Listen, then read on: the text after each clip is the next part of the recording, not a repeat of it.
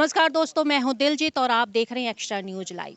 International women's day पर मैं आपकी मुलाकात करवाने वाली हूं जो महिलाओं को लेकर स्वावलंबी बनाने का काम करती हैं और इसके साथ ही एक छोटे से शहर से निकलकर बाहर आई और ना सिर्फ आई और अपनी एक अलग पहचान बनाई है।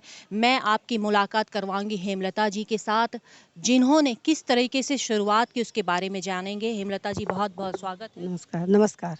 कैसे शुरुआत आपकी हुई? शुरुआत इस तरह हुई, जब हम गांव से सिकरीगंज से हैं मैं, तो हम जब गांव से शहर में आए, छोटे छोटे बच्चे थे, उनको पढ़ाना था लिखाना था।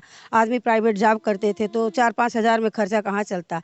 तो हम घर घर का काम दुकानों पे खोजने गए कि सर हमको कोई घर का काम दे। दुकानदार नहीं देते थे। बहुत दिक्कत के बाद हमें घर का काम, हैंडीक्राफ्ट का, एक झूमर का काम मिला, तो हम मजदूरी करने लगे। फिर धीरे धीरे हम कहानी भी मैम लिखते हैं, तो आयाम स्वरूप एक छोटा सा पेपर था, उसमें मेरी कहानी फोटो सहित छपने लगी। तो पांडे हाता में वो मेरा कहानी पेपर जाने लगा। तो दुकानदार सब कहे कि मैम आप इतना झूमर बनाती हैं रात दिन, तो कहानी कैसे लिख लेती हैं। हम कहे सर देखिए हम रात में 3 बजे लिखते हैं, कहानी तो मेरा लिखने का बचपन से शौक है। तो सब कहे ऐसा है, आई प्रेमचंद की सरजमी है, आप कहानी लिखिए और झूमर अन्य औरतों से बनवाइए। तो उन्होंने हमको कहा कि हम बिजनेस कर लेंगे, आप कुछ पैसा लगा दीजिए। तो मेरे पास पूंजी थी नहीं। तो हम तत्कालिक वहाँ सत्या पांडे जी उस समय नगर निगम की थी मेयर, उनके पास गए। तो उन्होंने कहा कि डूडा जाइए। हमको डूडा की जानकारी नहीं थी, फिर भी हमें कुछ करना था। तो हम नगर निगम यहाँ जिलाधिकारी के पास गए। पीयूष कुमार रंजन जी उस समय तत्कालीन जिलाधिकारी थे। वो उन्होंने हमारा 1 हफ्ते के अंदर 2 लाख का लोन करवाया मैम, और इसके बाद हमारा काम चलने लगा।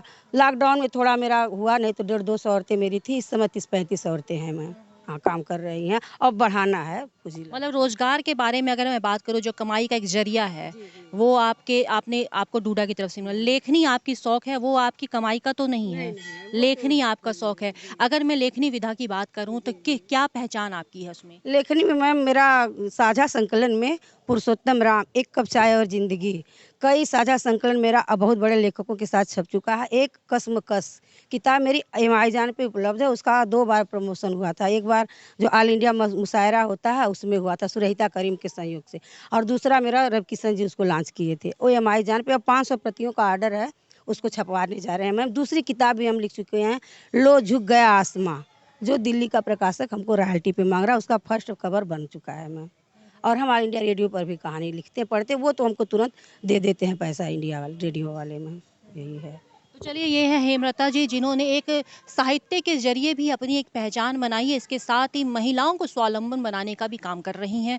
इनके साथ फिलहाल अभी 40 से 45 महिलाएं जुड़ के काम कर रही हैं। और जिस तरीके से बीते दिनों ये बातें आ रही थी कि नगर निगम डूडा की तरफ से जो समूह की महिलाओं उनको आर्थिक सहायता नहीं दी जाती, लेकिन यहाँ पर हेमलता जी ने बताया कि इनको 2 लाख रुपए डूडा की तरफ से दी थी और ये महिलाएं कुछ आई हुई हैं। मैं इनसे भी जानूंगी कि क्या कुछ काम आप इनके सहयोग से कर रही हैं। इनके सहयोग से हम सिलाई की काम या कपूर की काम भी करते हैं, झूमर भी होती है। कुछ पैसे की कमाई होती है कि कैसा? नहीं नहीं, पैसे की कमाई होती है। अगर इसमें और लोगों के साथ अगर कुछ बोलना चाहेंगी तो क्या बोलेंगी? यही कर दीजिए देश की औरतों के हाँ, लिए। देश की औरतें मतलब नाकाम ना रहें, काम करें, अपना रोजी रोटी हर चीज़ चल। चलिए ठीक है, घर के काम के साथ ही अगर 2 पैसे अर्निंग हो जाती है तो क्या कुछ बुरा है। एक महिलाएं और हैं, आप क्या काम कर रही हैं?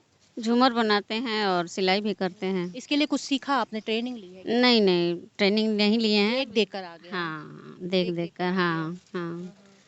आप लोग पीछे जो है, आप लोग भी काम कर रही हैं कहीं कुछ? अभी नहीं कर रही हैं, करने वाली हैं। हाँ। वही बात कह रहे हो, लॉकडाउन के बाद मेरा डिस्टर्ब हो गया ना। अब पूंजी बढ़ाएंगे तो सबको काम देंगे। अब तो सोच रहे हैं कि कपूर जो है छोटे छोटे वे चाय की पत्ती उत्ती पैक करवाएंगे, अलग समूह समूह से 10-10 महिलाओं का ग्रुप बनवा के। अब यही भविष्य में उसको बढ़ाएंगे मैम। थोड़ी पूंजी की कमी है, बस यही है दिक्कत। तो चलिए, ये थी हेमलता जी, जिन्होंने कई लोग हैं कि लॉकडाउन में उजड़ गए, कई लोग हैं लॉकडाउन में बस गए, लेकिन अब गिर गिर के संभलना ही ज़िंदगी का नाम है। और हेमलता जी जिस तरह से कहती हैं कि लॉकडाउन के पहले जितनी ज़्यादा महिलाओं को इन्होंने स्वावलंबी बनाया और अब की डेट में थोड़ी पिछड़ जरूर गई हैं, लेकिन हौसला नहीं हारा है। अब भी 40 से 45 लोगों को ये ट्रेनिंग दे रही हैं, काम दे रही, स्वावलंबी बना रही हैं और इसके साथ ही साहित्य के क्षेत्र में भी इनकी एक अच्छी पकड़ है। मैं एक्स्ट्रा न्यूज़ लाइव से दिलजीत कौर।